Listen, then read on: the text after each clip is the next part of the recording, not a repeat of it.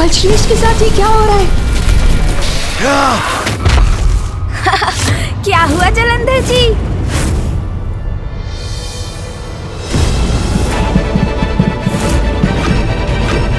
ये सब क्या गिर रहा है मेरे ऊपर? ये अंतिम कार्य, आपका अभिषेक शेष था जलंधर जी। अभिषेक? कैसा अभिषेक? कौन सा अभिषेक? ये क्या है? ये तो धतूरा है जलंधर जी, सबसे उपेक्षित फल, किंतु जो महादेव को सर्वाधिक प्रिय है। उपेक्षित को भी अपनाते हैं महादेव, और इसी का प्रतीक है ये धतूरा, क्योंकि महादेव को ज्ञात है कि जो सबसे बुरा है उसमें भी कुछ न कुछ अच्छाई अवश्य है। जैसे धतूरे में कांटे हैं तो औषधि के गुण भी हैं। दंड दूंगा, तुम दोनों को भीषण दंड दूंगा शिवपुत्रों। छाल से गिराया मुझे, तुम्हें भी गिराऊंगा। ऊपर आने दो मुझे, फिर बताऊंगा तुम्हें। सोन जी,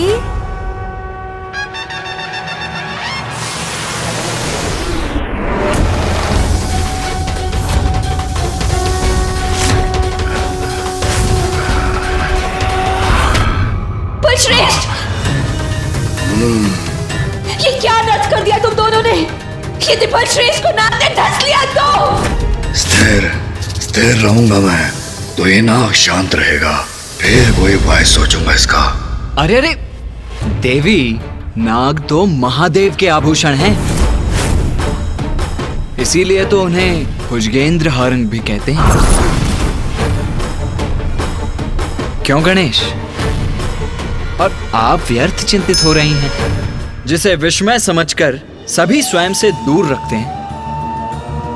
महादेव तो उसे भी सप्रेम अपनाते हैं, जिसके कारण वो भयंकर नाग भी उनके भक्त बन जाते हैं।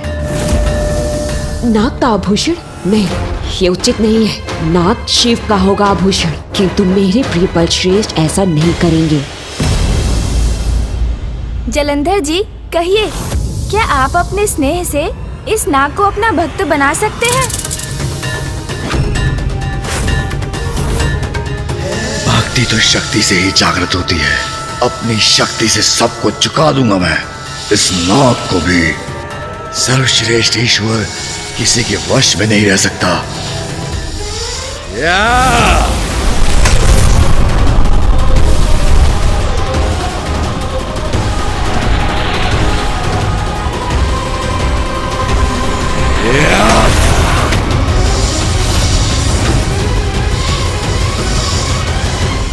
क्या हुआ नवीन भगवान जी, हमारे अभिषेक से आपको आनंद नहीं आया? आएगा, आनंद आएगा, अवश्य आएगा। अभी क्या अभी, ये देखो। हाँ?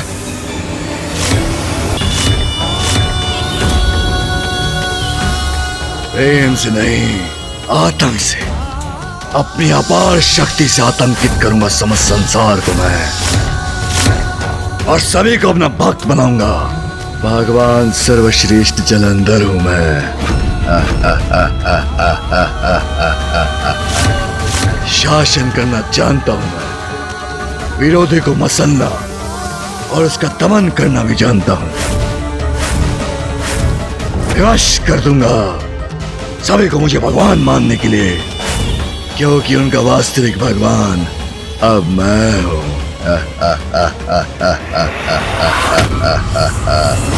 नहीं, मैं जलंधर को इस नाग को क्षति नहीं पहुंचाने दूंगा। जलंधर जी, ये क्या प्रमाणित करने का प्रयास कर रहे हैं आप? क्या लगता है आपको कि इस नाग का अंत कर आप नवीन भगवान के रूप में स्वीकार कर लिए जाएंगे? नहीं, मुझे तो इसमें भी आपकी असुरक्षा का भाव ही दिखाई दे रहा है। नाग मेरे पिताश्री को प्रिय है, इसलिए आपकी असुरक्षा और ईर्ष्या दोनों जागृत हो उठी हैं। बस यही बात है ना? उचित कहते हो तुम गणेश। सर्वप्रथम इन्होंने हमें शरण देने का ढोंग किया, हमसे अपना अभिषेक करवाया, हम पर और अपनी ही पत्नी पर वार भी किया, और अब इस निरपराध नाग का वध कर अपनी शक्ति दर्शाना चाहते हैं। ये मैंने अनेकों असुरों को देखा है गणेश, किंतु ये जलंधर उन सभी से अधिक दीनहीन और असुरक्षित प्रतीत होता है मुझे।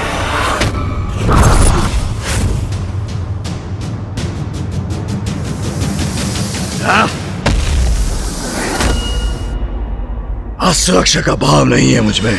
देखो मुझे, शक्तिशाली हूं मैं, अत्यंत बलवान हूं मैं, भगवान सर्वश्रेष्ठ जलंधर हूं मैं। जाने दिया उस दुष्ट नाग को।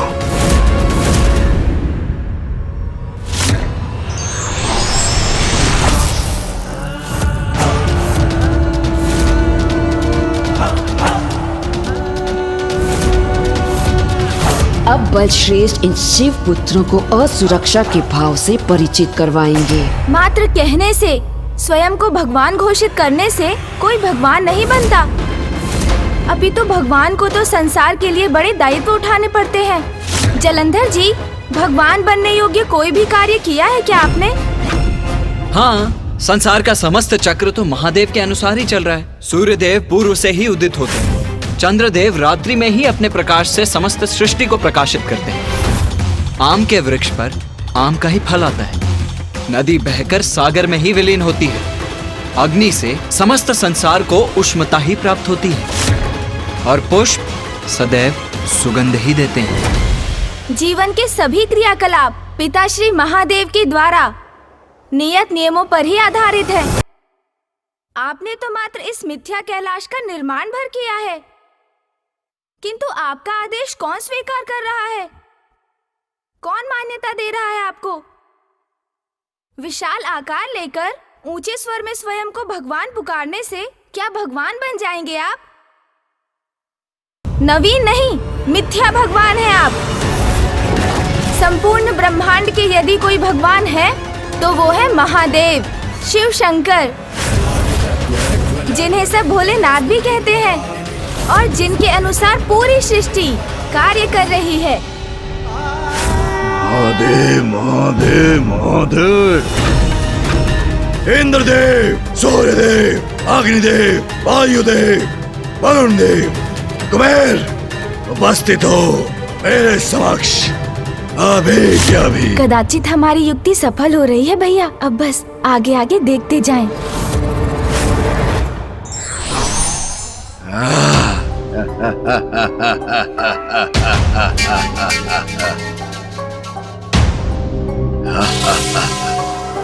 नवीन भगवान जलंधर जी, आपने हमें बुलवाया? हाँ, बुलाया, अवश्य बुलाया। सुनो तुम सभी, तुम्हारा नवीन भगवान होने के नाते मेरा आदेश है तुम्हें, आज से तुम्हारे समस्त कार्य मेरे नियमों के अनुसार होंगे, और वो नियम बहुत सरल है। आज तक तुम जो भी करते आए हो, कल से उसके विपरीत करोगे।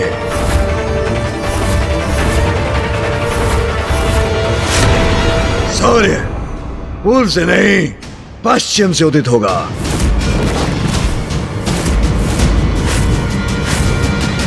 पश्चिम से? किंतु परंतु कुछ नहीं, मेरा आदेश है, उसका पालन करो। और अग्निदेव, तुम शीतल हो जाओ। हवन और यज्ञ में प्रज्वलित नहीं होंगे तुम। और वरुण, तुम अब किसी भी जल के स्रोत में जल प्रवाहित नहीं करोगे।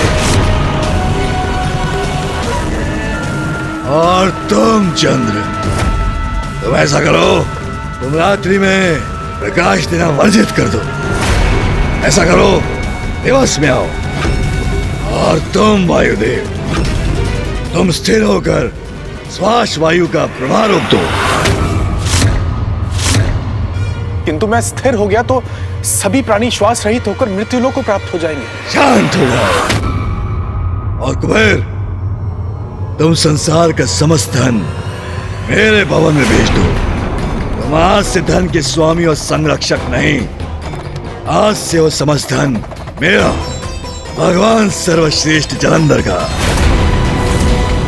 और इंद्रदेव, स्मरण रहे, आज से न विद्युत होगी, न मेघ, न वर्षा। समझ गए? बन गए नियम।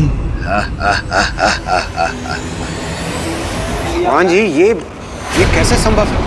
हमारे कार्य हमें महादेव ने निर्धारित किए, और यदि हम ये कार्य नहीं करेंगे तो सृष्टि अपना नियमित संतुलन खो बैठेगी, सर्वनाश होगा प्रभु। और हम जो भी कार्य करते हैं, जैसा भी करते हैं, उसके पीछे एक गुण कारण है, और महादेव के अनुसार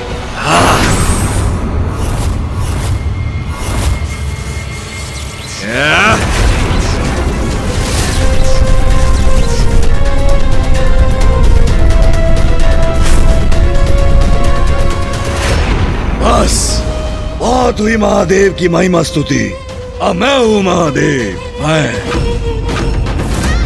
आज से मेरे समक्ष शिव के नाम का उच्चारण मत करना। कौन है ये शिव? नियम स्थापित करने वाला। भगवान सर्वश्रेष्ठ जलंधर की सत्ता में एक मेरा ही नियम रहेगा, और तुम उन नियमों का पालन करोगे,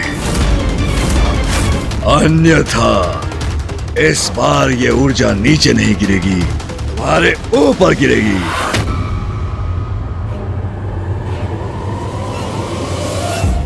अपने आप को अति महत्वपूर्ण समझने की भ्रांति मत पालो देवताओं, क्योंकि यदि भगवान जलंधर चाहे तो तुम सब के स्थान पे अभी के अभी नवीन देवता स्थापित कर दे। इसलिए यदि अपने पद पर बने रहना चाहते हो तो अपने नवीन भगवान जलंधर के आदेशों का पालन करो और अपना अपना कर्तव्य निभाओ। अब जाओ, दूर हो जाओ मेरी दृष्टि से, दूर हो जाओ मेरी दृष्टि से। हेलो, मैंने कहा जाओ।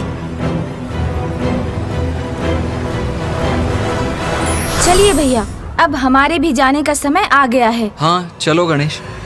रुको,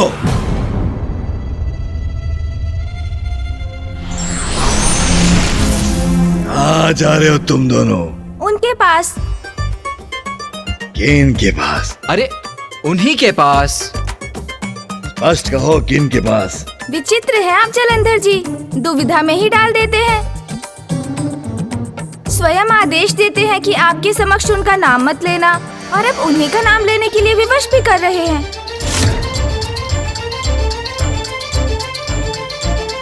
हाँ, महादेव के पास जा रहे हैं हम।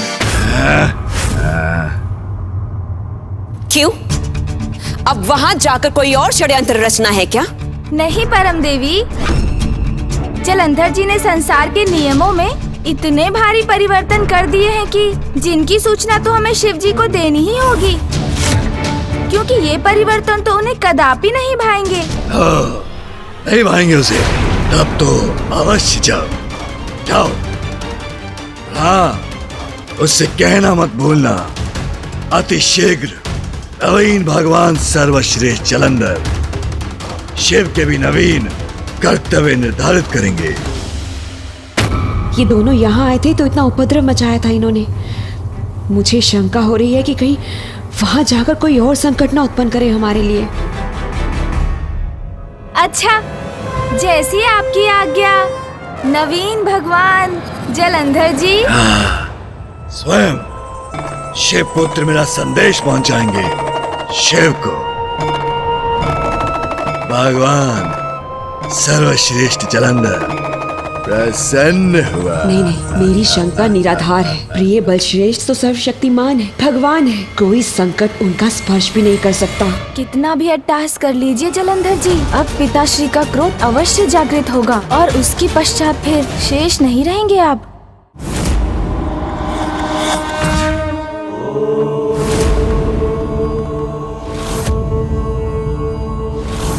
पिताश्री। प्रणाम पिताश्री। प्रणाम पिताश्री। प्रणाम माता। प्रणाम माता। प्रणाम महादेव। प्रणाम माते।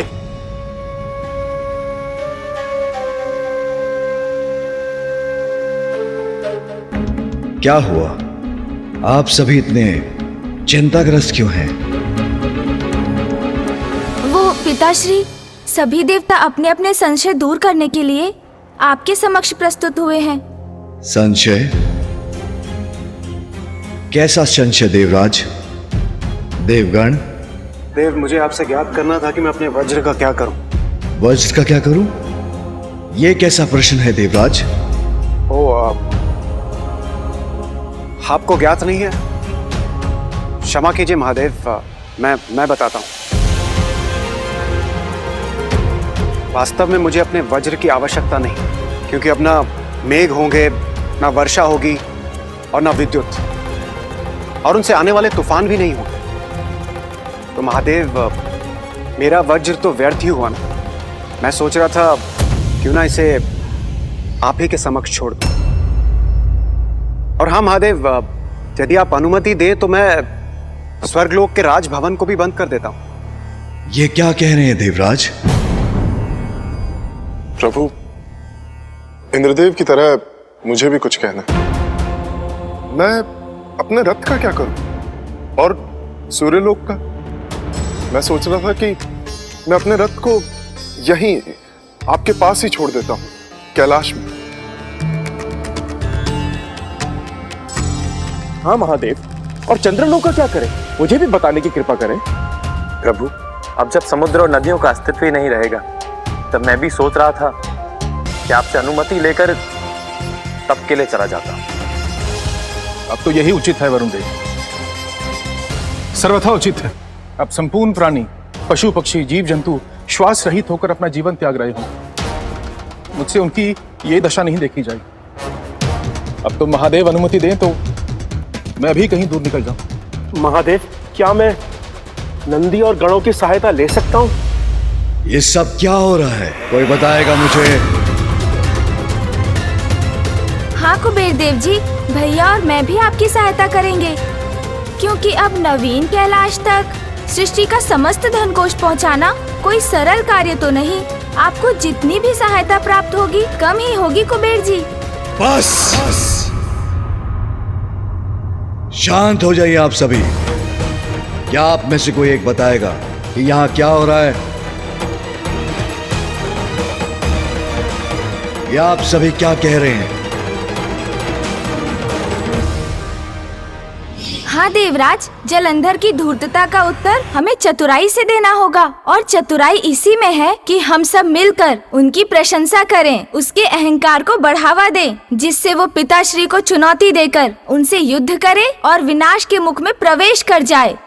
पिताश्री, मैं क्षमा चाहता हूँ और मुझे पूर्ण विश्वास है कि आप मुझे अवश्य क्षमा कर देंगे, किंतु मुझे और अन्य देवताओं को ये सब करना पड़ा, आपसे ये सब कहना पड़ा, क्योंकि जलंधर की समस्या का हल तो युक्ति से ही संभव था, जिससे कि आप स्वयं उनको दंड देने के लिए तत्पर हो जाएं। आपको मैं बताता हूँ पिताश्री, जलंधर जी ने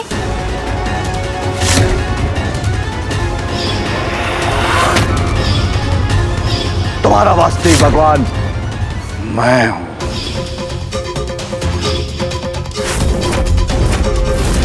मेरा आदेश है तुम्हें, आज से तुम्हारे समस्त कार्य मेरे नियमों के अनुसार होंगे।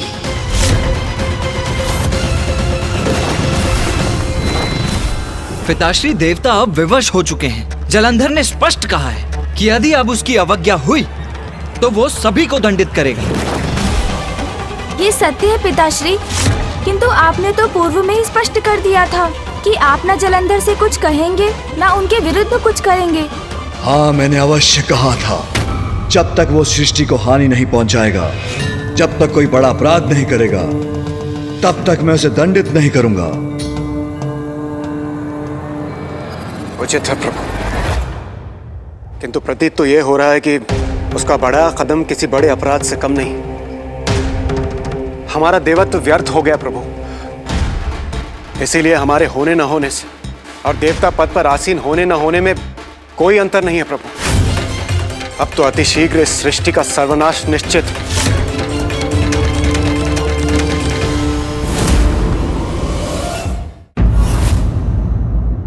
आपको सतर्क रहना होगा प्रिय बलश्रेष्ठ। आपको स्मरण तो है ना कि असुर गुरु शुक्राचार्य ने आपसे क्या कहा था? कभी भी किसी भी अवस्था में आप शिव अथवा उसके कैलाश के निकट कभी नहीं जा सकते।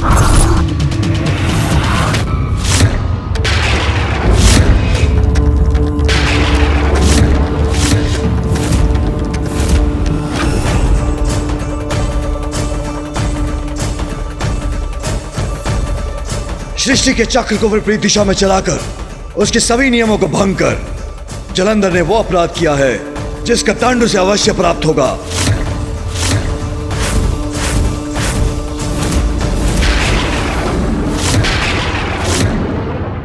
वृंदा, जलंधर मूर्ख नहीं है, सर्वश्रेष्ठ है जलंधर, भगवान है जलंधर।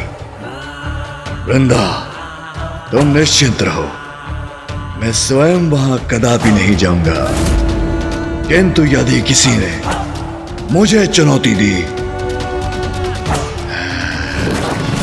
तो कोई मुझे रोक भी नहीं पाएगा। मुझे भय है कि कहीं प्रिय बलश्रेष्ठ से ऐसी कोई भूल ना हो जाए जो उन्हें संकट में डाल दे। जलंधर!